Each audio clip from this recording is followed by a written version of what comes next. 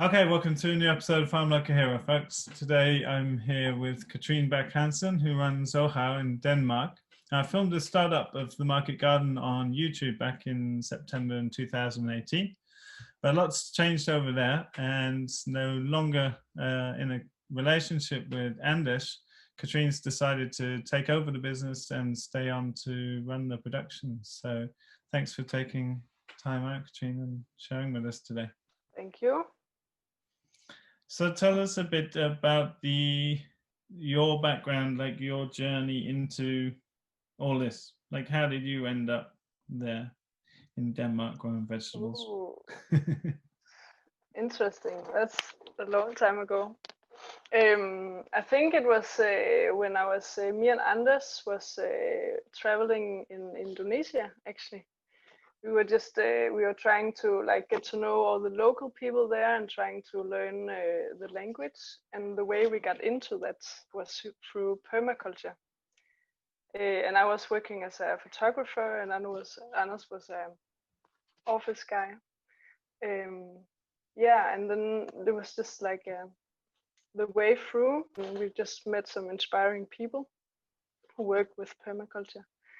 And then after that, we just traveled around Europe and worked in different farms. And I think the place where it like trigged for me and I got very inspired was at your place, actually, at Ridgedale. So Anders had come as an intern, and then he stayed on, Yeah, and you came as an intern, didn't you? yeah, I was there for 3 months, I think. Yeah. And Anders was there 6 months. I just the whole like all the different enterprises and the whole like the farm life. The permaculture was more like small courses and small beds, and like it was just very crazy to get at a real farm and work there. And I think that whole farm life was very inspiring me. The whole way to live, also not only the farm, but the way that like you eat your own food and you're just there and it's all integrated. Yeah. Yeah, and then me and Anna started Søtoftes Jordbrug with Mikkel in 2017, and that was the first year of trying to make your own business after Ridgedale. Yeah. And that was an amazing year, and Anders and Mikkel were just super cool to work with and very inspirational. You had a pretty epic, I think that's one of the most popular videos on our YouTube channel. I think most people listening will be familiar with that already. Yeah. It was a very, very fun year. We had a very great time, the three of us. Very good dynamics, and yeah, super awesome.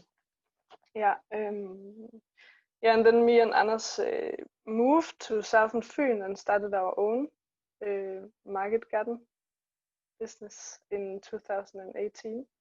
So I think it just evolved like from permaculture. I think that's the general way, and then into farm, and then slowly like getting to know soil and what soil is, and then all that kind of just the ecosystems and the big picture and the farm scale.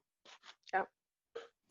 And so that you guys are set up on, it's like a bigger organic farm, isn't it? And you rented land and basically had to start from a flat bit of ground and build up roads and tunnels. And maybe you could just remind listeners, like, what's the sort of scale under cultivation and greenhouses and stuff? Yeah, so we rented, there was a guy with 300 hectares of organic farmed land. And he was open to rent some land to young farmers, and then we were renting 1 hectare of land,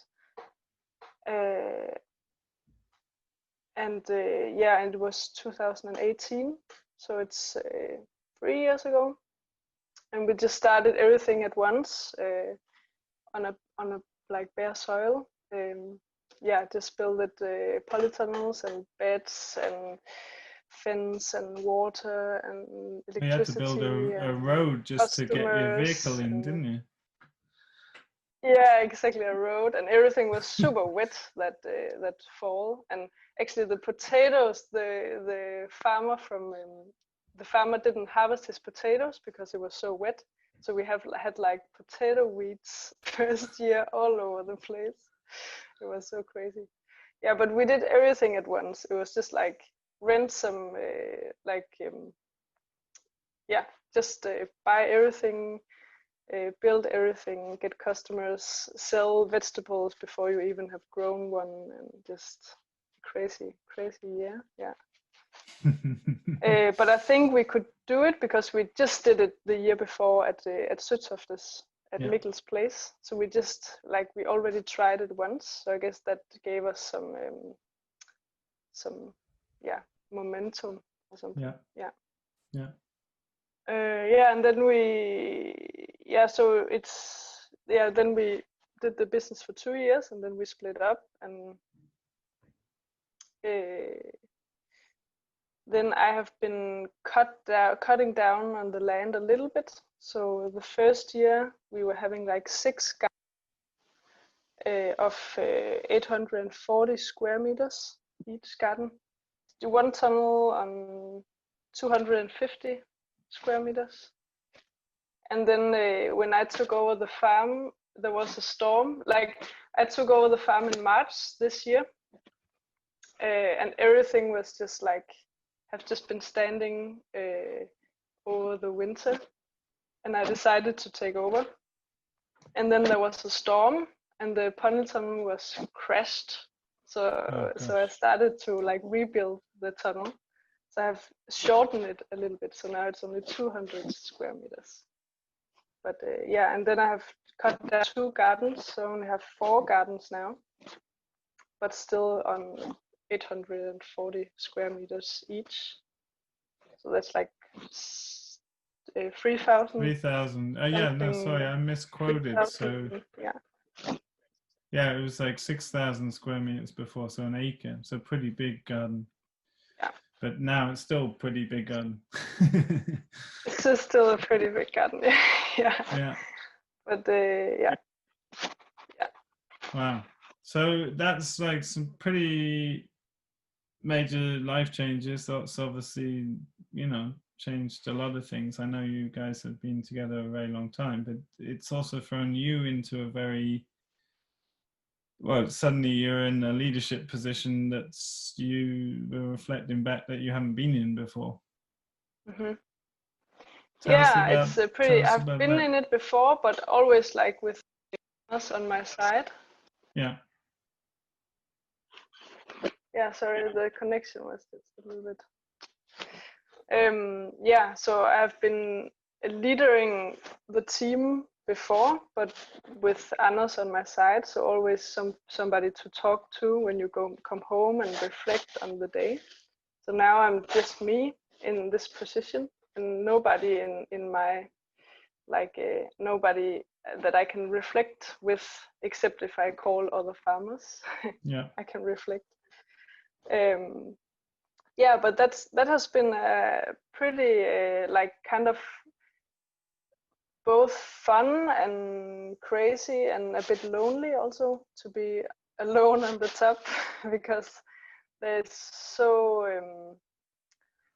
I don't know where to start, but I'd love to unpack it, because maybe I should start to say that I'm me, and then I have 1 employee part-time, 3 days a week, and then I've had some volunteers, only 1 at the time. I only take 1 at the time. But it's I've been very what do you call it, aware of making expectations, what do you call it, talking to people beforehand that they come to the farm, what do you expect, what do I expect from this, and I don't give any food or place to sleep, and people have to take care of themselves and their transport. So they have to find out like some kind of motivation that's not about money or food or sleeping, that they want to come and work for free. It is challenging to be a leader, to be people come with all different kind of expectations to the place and to me and what they should learn. And then often it's a whole nother story. And then often I feel like, it's just very important to get the expectations before getting people on your farm.